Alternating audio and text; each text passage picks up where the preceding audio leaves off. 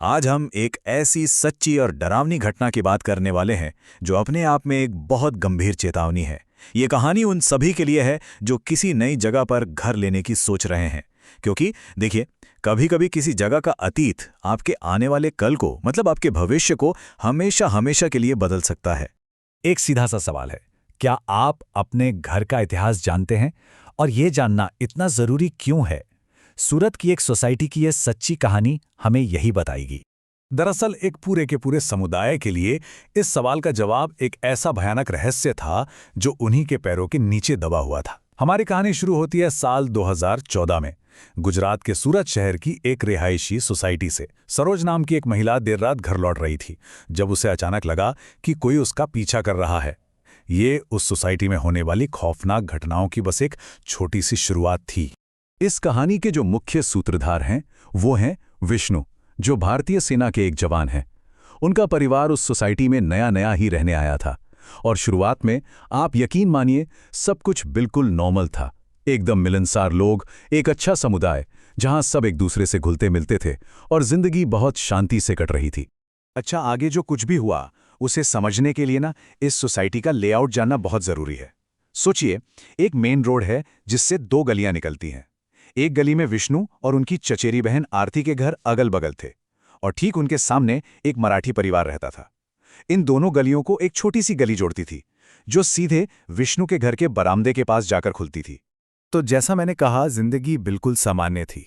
पड़ोसी आपस में मिलते जुलते थे और सूरत की गर्मी से बचने के लिए सोसाइटी के लड़के अक्सर छत पर ही सो जाया करते थे। ये एक बहुत ही आम सी बात थी जो बहुत जल्द एक भयानक अनुभव में बदलने वाली थी।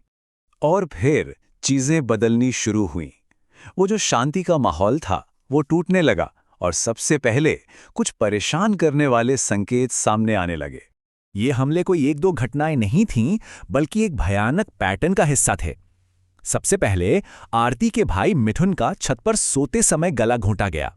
ठीक 3 दिन बाद आरती की बेटियों के साथ कमरे के अंदर बिल्कुल वैसा ही हुआ। और फिर 2 हफ्ते बाद सामने रहने वाले मराठी परिवार की बेटियों पर भी छत पर ही हमला हुआ। अब डर तेजी से पूरी सोसाइटी में फैल रहा था। लेकिन ये हमले तो महज एक शुरुआत थे। बहुत जल्द ही ये असाधारण घटनाएं और भी ज्यादा भयानक और सीधी होने लगीं, और अब ये सिर्फ रात में सोने वालों तक ही सीमित नहीं थीं। जल्द ही घटनाएं और भी डरावनी हो गईं। विष्णु के बरामदे का बंद गेट रात में अपने आप खुलने लगा। एक रात उन्होंने किसी को अपने सामने से तेजी से गुजरते हुए देखा। उनकी बहन ने तो एक आदमी को मकड़ी की तरह दीवार से चिपका हुआ पाया। एक और पड़ोसी ने अपनी रसोई में लाल साड़ी पहनी एक महिला को देखा। मतलब अब ये डर कुछ घरों तक सीमित नहीं था, ये पूरी सोसाइटी में फैल चुका था। जब ये बिल्कुल साफ हो गया कि वो लोग किसी ऐसी चीज का सामना कर रहे हैं जिसे वो ना तो समझ सकते हैं और ना ही काबू कर सकते हैं, तो सबने मिलकर लड़ने का फैसला किया। उन्होंने आध्यात्मिक गुरुओं और विशेषज्ञों से मदद लेने की सोची। उस डर की गहराई का अंदाजा आप भारतीय सेना के एक जवान विष्णु के इस ईमेल से लगा सकते हैं। उन्होंने लिखा था, मैं ये हनुमान चालीसा का पाठ करते हुए लिख रहा हूं, मैं हिम्मत नहीं जुटा पा रहा हूं, ये बहुत भयानक है। अब जरा सोचिए, जब एक ट्रेन्ड सोल्जर ऐसा महसूस कर रहा था तो आम लोगों की हालत क्या होगी। तो मदद के लिए पहली कोशिश हुई। विष्णु के चाचा अपने गुरु रविकांत जी को लाने गए, लेकिन इससे पहले कि वो सूरत पहुंच भी पाते, एक सड़क दुर्घटना में उनकी दर्दनाक मौत हो गई। ऐसा लग रहा था जैसे कोई शक्ति उन्हें वहां पहुंचने से ही रोक रही थी। दूसरी कोशिश और भी ज्यादा भयावह थी। एक बहुत ही सिद्ध पुजारी को बुलाया गया। उन्होंने हालात देखकर यह मान लिया कि यह शक्ति उनकी क्षमता से बाहर है और वो अपने से भी ज्यादा शक्तिशाली गुरु को लेकर आएंगे। लेकिन जैसे ही वो गुरु अंतिम पूजा शुरू करने के लिए बैठे, उन्हें एक फोन आया। वो बात करते करते सड़क की ओर चले गए और एक ट्रक ने उन्हें टक्कर मार दी। उनकी मौके पर ही मौत हो गई। इन भयानक घटनाओं के बाद विष्णु ने फैसला किया कि अब इस जगह के इतिहास की जांच करनी ही पड़ेगी। उन्हें यह जानना था कि उनकी सोसाइटी आखिर किस जमीन पर बनी है।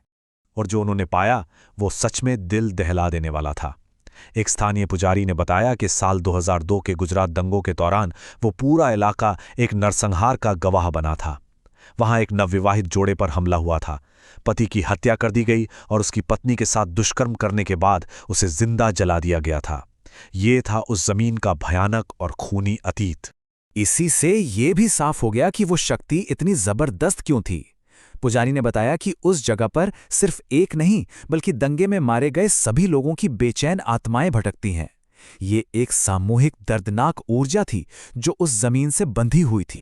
अब बात करते हैं उस मानवीय कीमत की जो उन परिवारों ने चुकाई जो इस इतिहास से पूरी तरह अनजान वहां रहने आए थे। इसका जो इंसानी नुकसान हुआ वो बहुत बड़ा था। गोलू नाम के एक 5 साल के बच्चे को ऐसा मनोवैज्ञानिक सदमा लगा जिससे वो आज तक उभर नहीं पाया है। सरोज, जिनकी कहानी से हमने ये सब शुरू किया था, धीरे धीरे उस आत्मा के वश में आ गई और आखिरकार उनकी मौत हो गई। विष्णु के परिवार को अपनी जान बचाने के लिए वो घर छोड़ना पड़ा और उनकी तरह ही कई और परिवार भी वो सोसाइटी हमेशा के लिए छोड़कर चले गए। तो इस पूरी कहानी से हमें क्या सीख मिलती है? संदेश एकदम साफ है। अतीत कभी भी सच में अतीत नहीं होता और कुछ जगहों पर ऐसे राज दफन होते हैं जो आपके आज पर बहुत गहरा असर डाल सकते हैं। ये उन सभी के लिए एक चेतावनी है जो किसी नई जगह बसने से पहले उसके इतिहास को जानने के महत्व को अनदेखा कर देते हैं। और इसलिए हम आपको उसी एक सवाल के साथ छोड़कर जा रहे हैं जो हमने शुरू में पूछा था। आपकी दीवारें कौन सी कहानियां रखती हैं?